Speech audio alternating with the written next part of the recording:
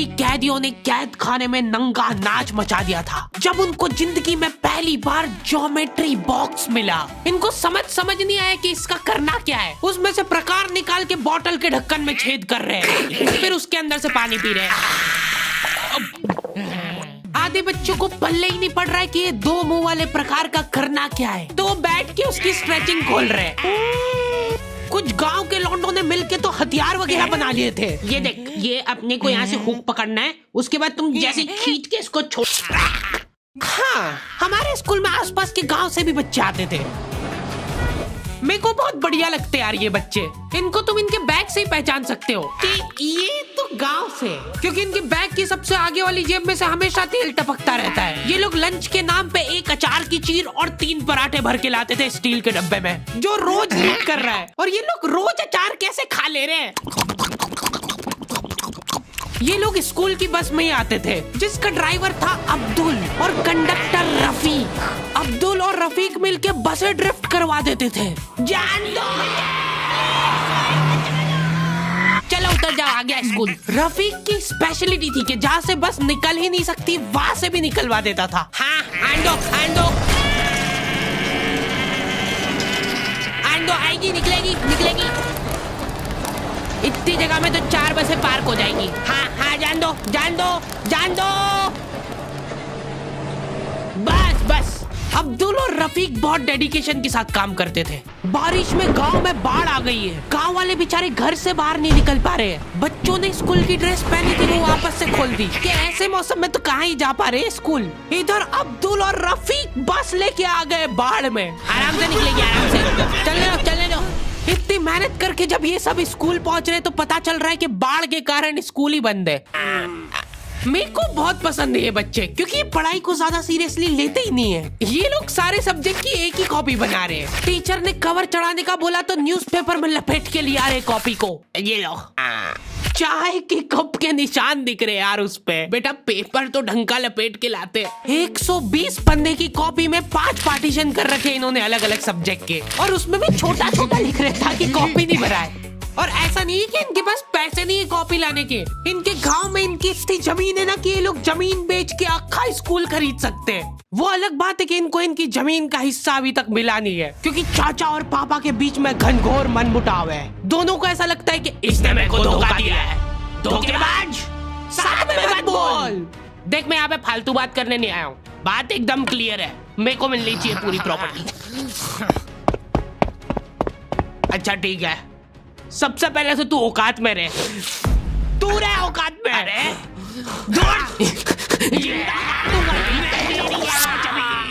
नहीं, दूर, अभी चालू नहीं हुआ है। इनकी बहन दोनों भाइयों का समझौता करने के लिए रेफरी बनी है। एक दूसरे को माँ बहन की गालियां देने के बाद वहीं पे उनको सॉरी बोल दे रहे हैं। सॉरी, क्योंकि दोनों के रिश्ते सेम ही पड़ते हैं।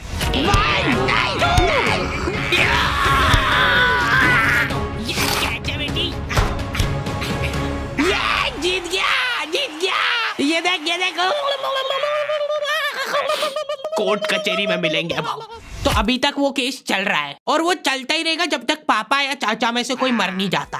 हमारी क्लास के बच्चे बहुत बतौकड़े थे, इनके मुंह का थूक खत्म हो जाता था बोल के। अरे देखो, मैंने व्हाट्सएप स्टेटस डाला था उसका हाथ पकड़ के। अब उसको ऐसा लगा कि मेरा स्टेटस सबको दिखता है, पर मैंने सेटिंग्स में जाके स्टेटस सिर्फ उसको विजिबल कर रखा था। लॉन्डो से कुछ भी शेयर करना बहुत रिस्की काम होता है। मेरे को तो अच्छी लगती है यार कंचन। तुमने सिर्फ बोला है कि ये अच्छी लगती है, इधर लॉन्डो ने अफवाह फैलानी चालू कर दी। सर, उसको आंख उठा के मत देखना, भाई की बंदी है। जब भी वो पास से निकल रही है मत करो यार ये हरकत। वो इंटरेस्टेड होगी भी तो भाग जाएगी तुम्हारी हरकतों की वजह से। इतनी ज्यादा बकलोली सहन करने के बाद हमारे क्लास टीचर ने सोचा कि इनका सेटिंग अरेंजमेंट चेंज कर देते हैं। एक लड़का और एक लड़की बैठाएंगे, फिर देखते कैसे बात करते हैं ये। मेरे दोस्तों के पास जो लड़कियां बैठी वो बीच में बैग रख ले रही है ताकि गलती से भी ये दरिंदा उससे टच नहीं हो जाए। इनका तो फिर भी ठीक था, मेरी किस्मत तो बिल्कुल ही घटिया थी। जब तक मेरा नंबर आया लड़कियां ही खत्म हो गई हमारी क्लास की। अच्छा ठीक है, तुम अकेले बैठ जाओ। तो अब सभी बच्चों को फर्स्ट पीरियड तो मजबूरन ऐसे ही बैठना पड़ता था, लेकिन जैसे ही सेकंड पीरियड लगता था इस टीचर की क्लास के बाहर जाने में और अगले टीचर की क्लास में आने में 30 सेकंड मिलते थे हमको। उस 30 सेकंड में सब लोग अपने अपने झोले उठा के दौड़ रहे इधर उधर। जैसे ही अगला टीचर क्लास में आया,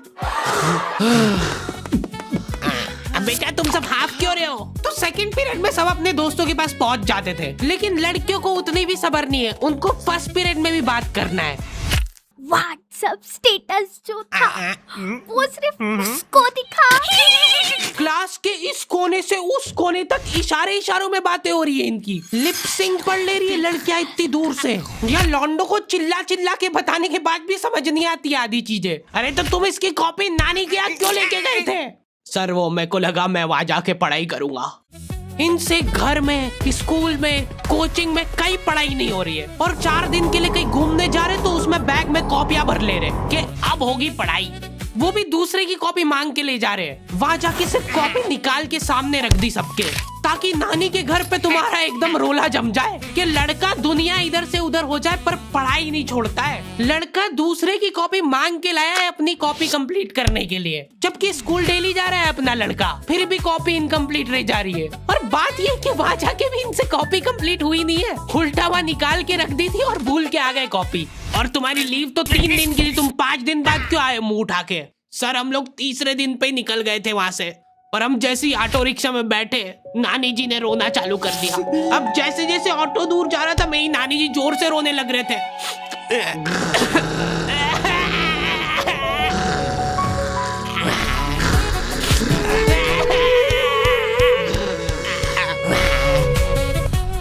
एक पूरा दिन तो इसमें हो गया सर हमारा।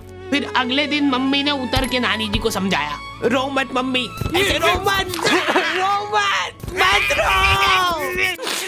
उन्होंने रोते रोते समझाया कि मत रो। आधा दिन ये चला, फिर आधे दिन ऑटो वाले ने वापस से मजे लिए।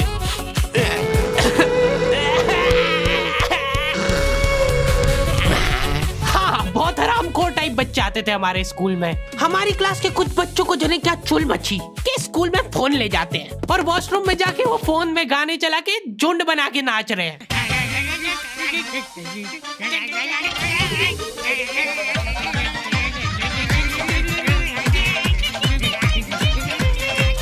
उधर साइड में लाइन डिस्टर्ब हो गई यार उन बच्चों की जो कांच में बाल बनाने के लिए लगी है। वॉशरूम में मूतने से ज्यादा लंबी लाइन बाल जमाने के लिए लगी होती थी। और तुम गौर से देखोगे इनको तो पता चलेगा कि सब लोग सेम ही चीज कर रहे हैं। बाल गीले करके अपनी जेब से कंघा निकाल रहे गोल वाला, उसके अंदर 2 उंगली फंसा रहे और फिर बाल खड़े कर रहे हैं।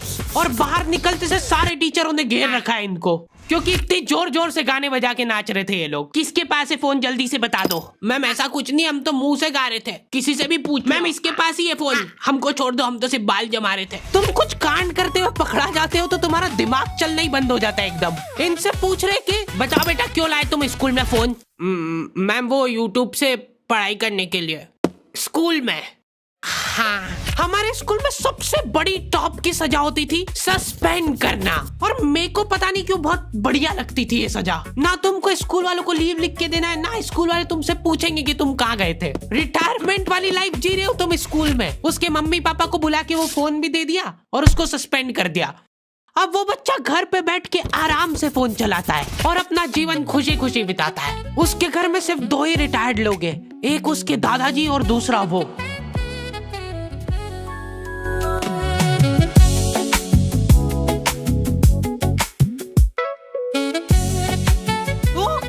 तो दी एंड हो चुका है। आई होप तुम लोगों को ये वीडियो पसंद आई होगी, और अगर नहीं आई है तो क्यों देखी।